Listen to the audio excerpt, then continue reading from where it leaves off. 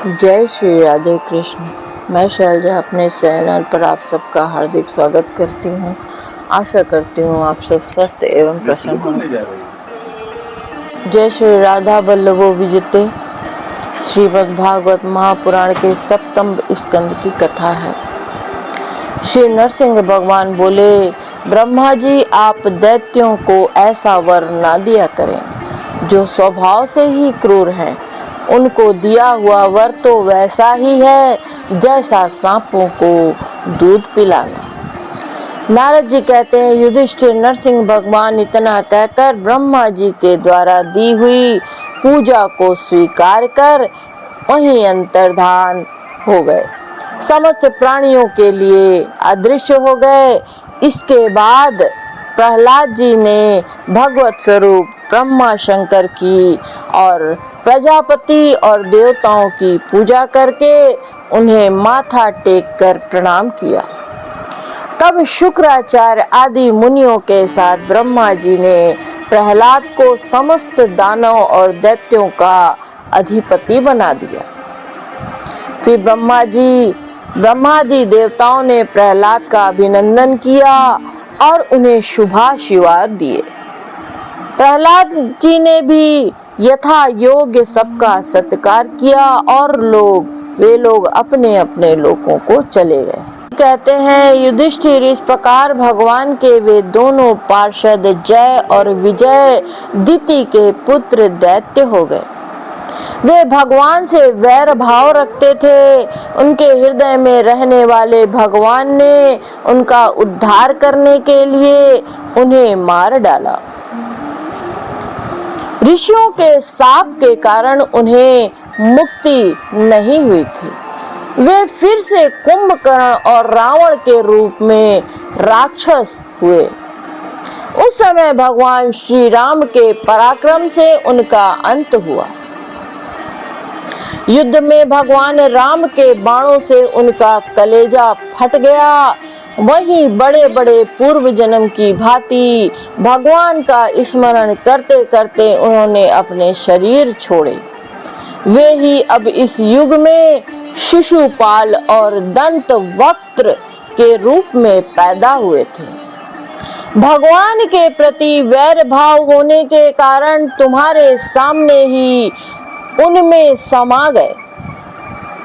युधिष्ठिर, श्री कृष्ण से शत्रुता रखने वाले सभी राजा अंत समय में श्री कृष्ण के स्मरण से तद्रूप होकर अपने पूर्वकृत पापों से सदा के लिए मुक्त हो गए।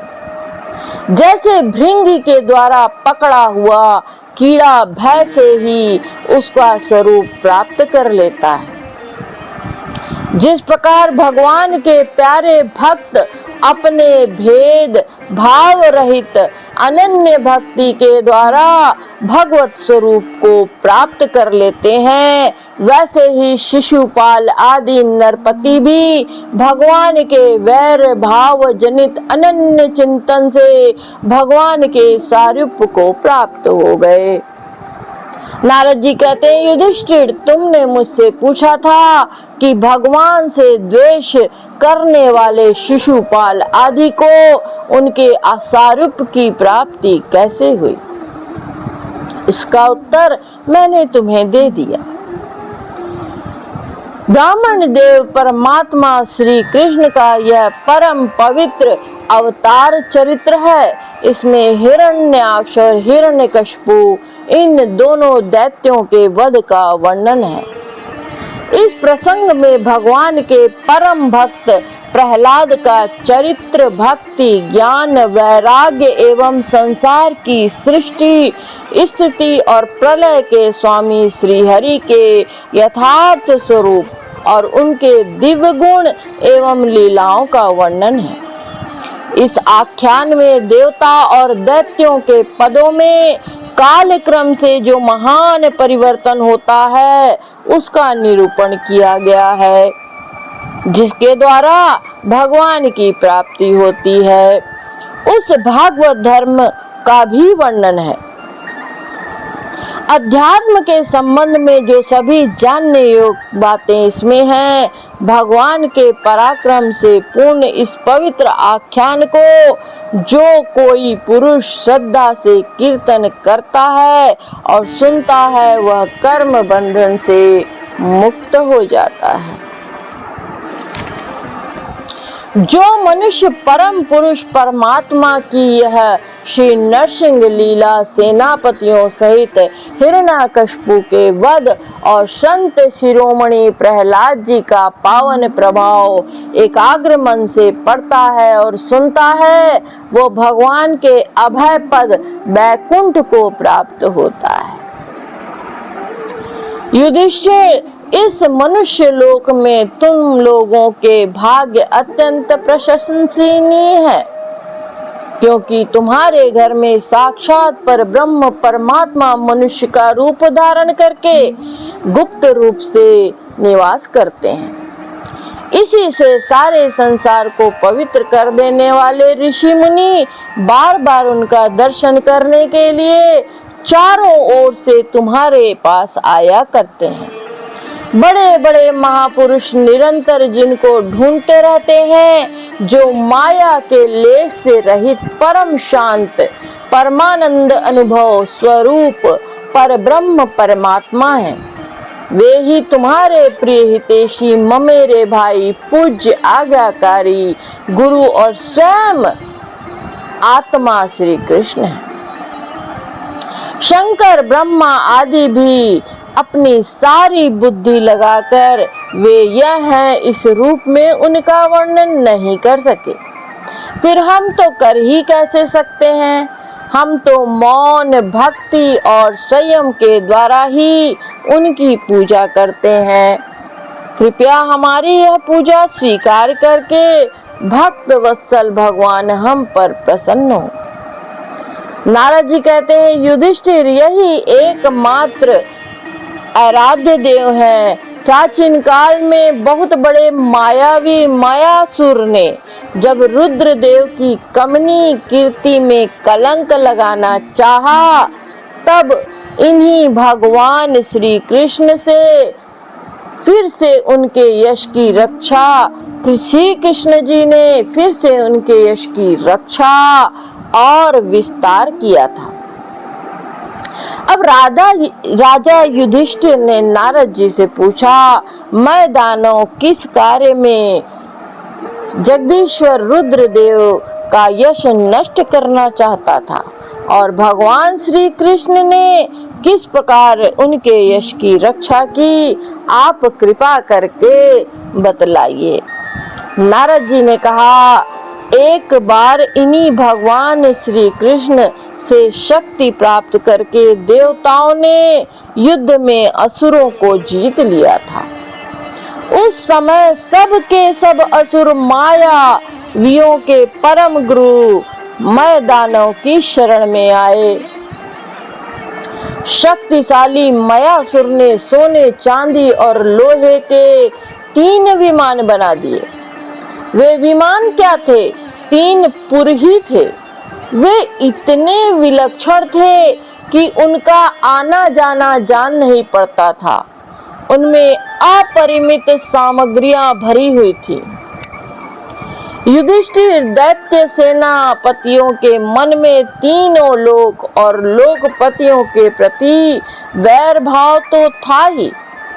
अब उसकी याद करके उन तीनों विमानों के द्वारा उनमें छिपे रहकर सबका नाश करने लगे। तब लोकपालों के साथ सारी प्रजा भगवान शंकर की शरण में गई और उनसे प्रार्थना की कि प्रभु, त्रिपुर में रहने वाले असुर हमारा नाश कर रहे हैं। हम आपके हैं, अतः देवादिदेव आप हमारी रक्षा कीजिए। उनकी प्रार्थना सुनकर भगवान शंकर ने कृपापूर्ण शब्दों में कहा, डरो मत। और फिर उन्होंने अपने धनुष पर बाण चढ़ाकर तीनों पुरों पर छोड़ दिया। उनके उस बाण से सूर्य मंडल से निकलने वाली किरणों के समान अन्य बहुत से बाण निकले और उनमें से मानो आग की लपटें निकल रही थी। उनके कारण ही उन पुरों का दिखना बंद हो गया। उनके स्पर्श से ही सभी विमानवासी निष्प्राण होकर गिर पड़े। माया, महामायावी मैं बहुत से उपाय जानता था।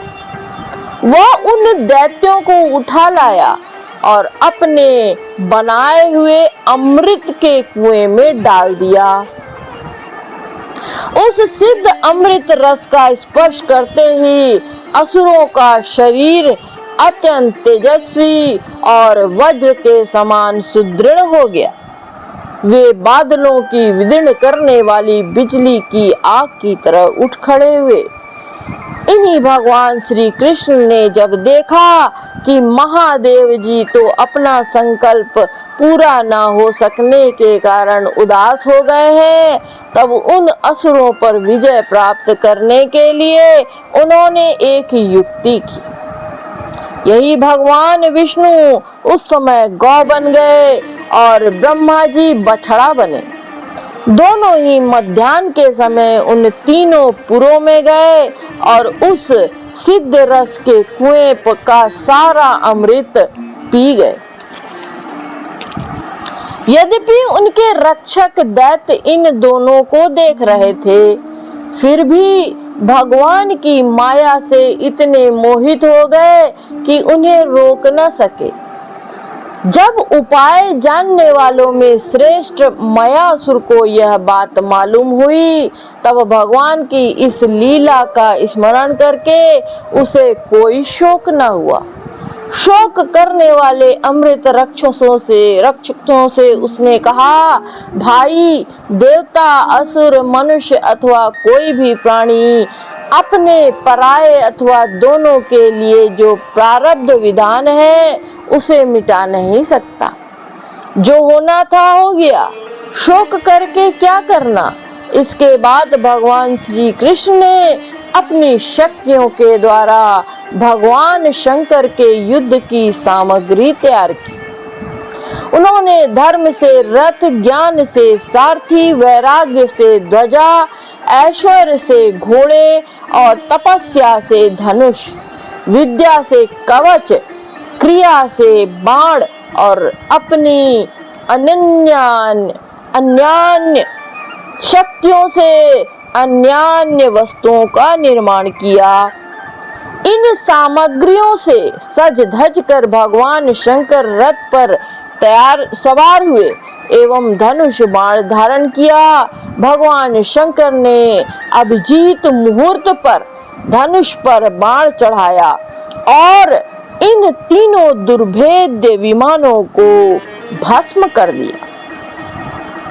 युधिष्ठिर उसी समय स्वर्ग में दुदुम्बिया बजने लगी। सैकड़ों विमानों की भीड़ लग गई। देवता, ऋषि, पितर और सिद्धेश्वर आनंद से जय जयकार करते हुए फूलों की वर्षा करने लगे। अप्सराएं नाचने लगी और गाने लगी।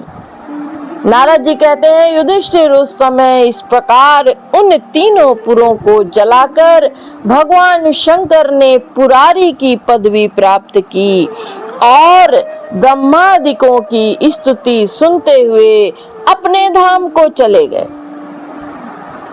आत्मस्वरूप जगत गुरु भगवान श्री कृष्ण इस प्रकार अपनी माया से जो मनुष्यों की सी लीलाएं करते हैं, ऋषि लोग उन्हें अनेकों लोक पावन लीलाओं